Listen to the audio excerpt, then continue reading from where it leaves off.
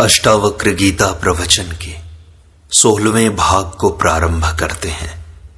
मुनि अष्टावक्र राजा जनक को समझाते हैं कि मिथ्या अभिमान से बचो। वे कहते हैं, अहम कर्तेत्य अहम माना महाकृष्णा हि दंशितः नाहम कर्तेति विश्वास अमृतम पीत्वा सुखी भव। श्लोक की व्याख्या करते हुए स्वामी अखंडानंद सरस्वती जी महाराज कहते हैं, अहम कर्ता इति, मैं करने वाला हूं। अहम मान महाकृष्णा हि दंशितः, अहम मानो नहीं है, अहम मान ही है। महाकृष्ण अहि, यह अहम मान क्या है? कहते हैं कि काले सांप ने काट दिया है। गंगा किनारे एक विरक्त साधु रहते थे, बड़े ही ज्ञानी महापुरुष थे, और एक ब्राह्मण जिज्ञासु भी वहां रहते थे। पर वे कहते थे कि मैं ब्राह्मण होकर उस छोटी जाति वाले साधु के पास सत्संग के लिए जाऊं। अपमान हो गया ना उनका। उन ब्राह्मण को अपने कुलीन होने का बड़ा अभिमान था। मनु जी ने साफ लिखा है कि अंत्यादपि परम धर्मम, कोई अंत्यज भी हो और पूर्व जन्म में साधन भजन करके किसी कारण योग भ्रष्ट हो गया हो और इस समय तत्व ज्ञान से संपन्न हो, तो उससे भी यदि अपनी जिज्ञासा पूरी होती हो तो उसके पास जाकर अपनी जिज्ञासा को, अपनी पिपासा को शांत करना चाहिए, पूरा करना चाहिए।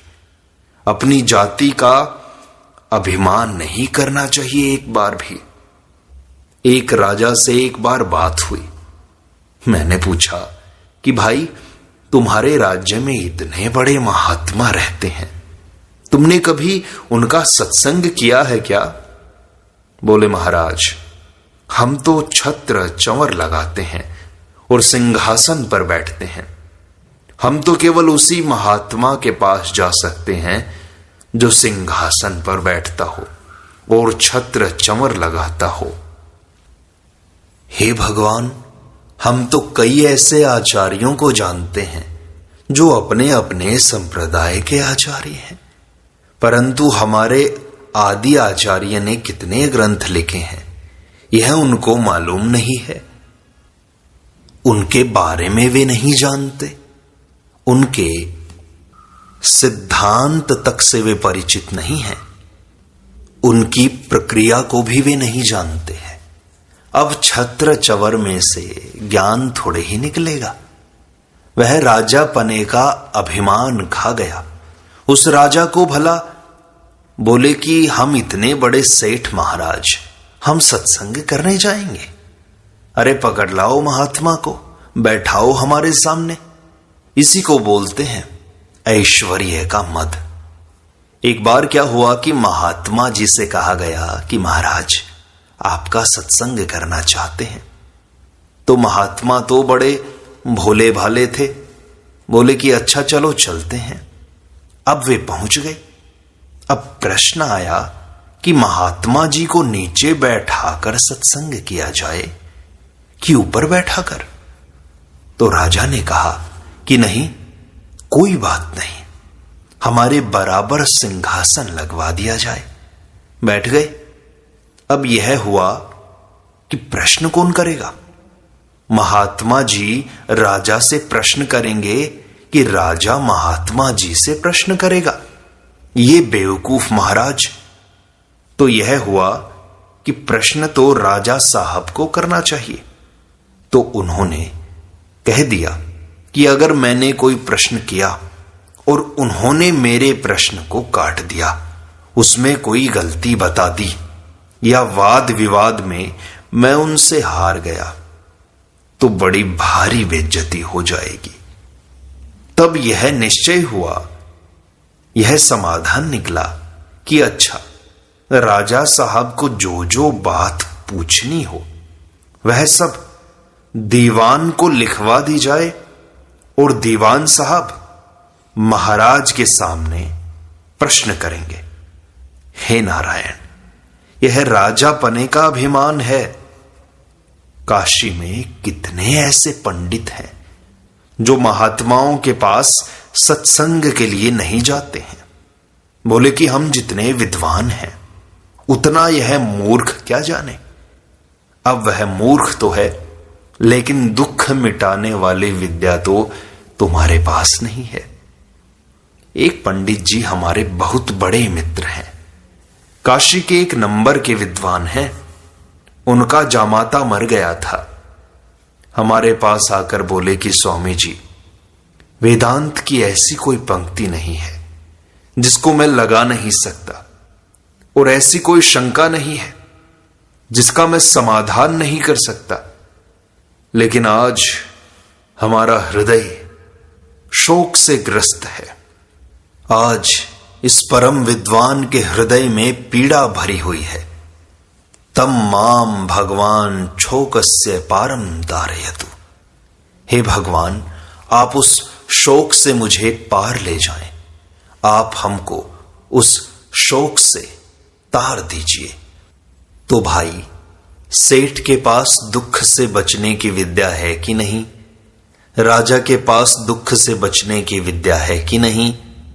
जब शराब ही पीकर गम गलत करना है बाबू, और बाद में फिर रोना है कि हाय हाय ज्यादा पी गई, बुरा किया, बेहोश हो गया, काम बिगड़ गया, तो बाद में रोना ही है, तो दुख मिटाने की विद्या तुम्हारे पास कहां है?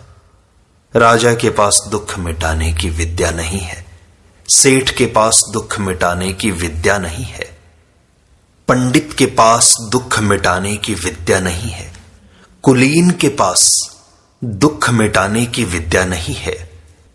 हां, राजा के पास ऐश्वर्य हो सकता है, बड़े बड़े साम्राज्य हो सकते हैं, सेठ के पास अपार धन हो सकता है, पंडित के पास अपार विद्वत्ता हो सकती है, संस्कृत के गूढ़ से गूढ़ मंत्र को भी वह झट से सुलझा सकता है, परंतु उन सबके पास दुख मिटाने की विद्या नहीं है।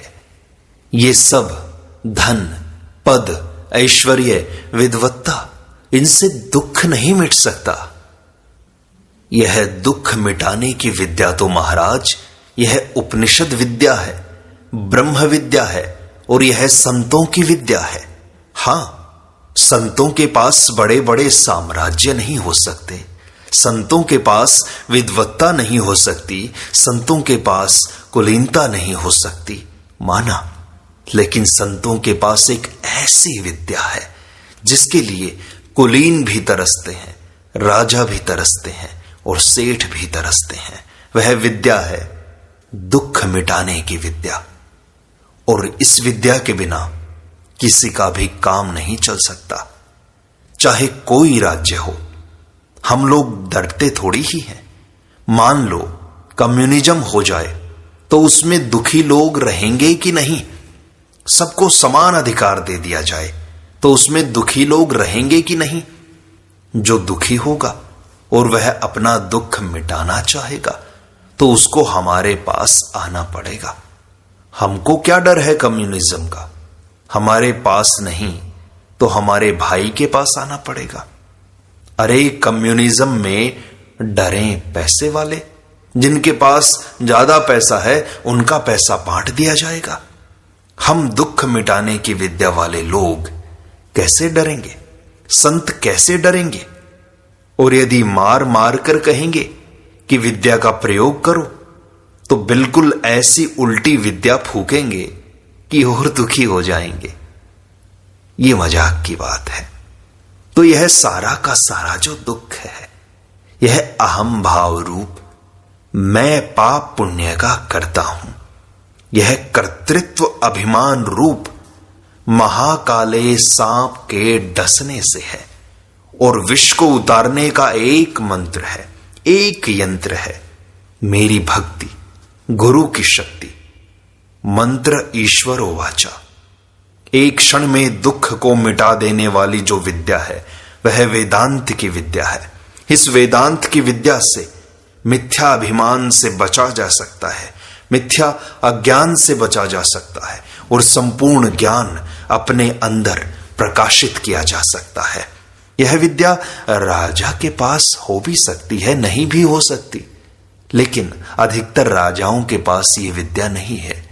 बड़े बड़े साम्राज्य होंगे उनके पास, सेठ के पास बड़ा धन होगा, अपार धन हो सकता है, लेकिन दुख मिटाने वाली विद्या उसके पास नहीं है।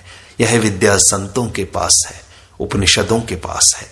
तो हमें उपनिषदों और संतों के पास, महात्माओं के पास ये विद्या सीखने के लिए तत्पर रहना चाहिए।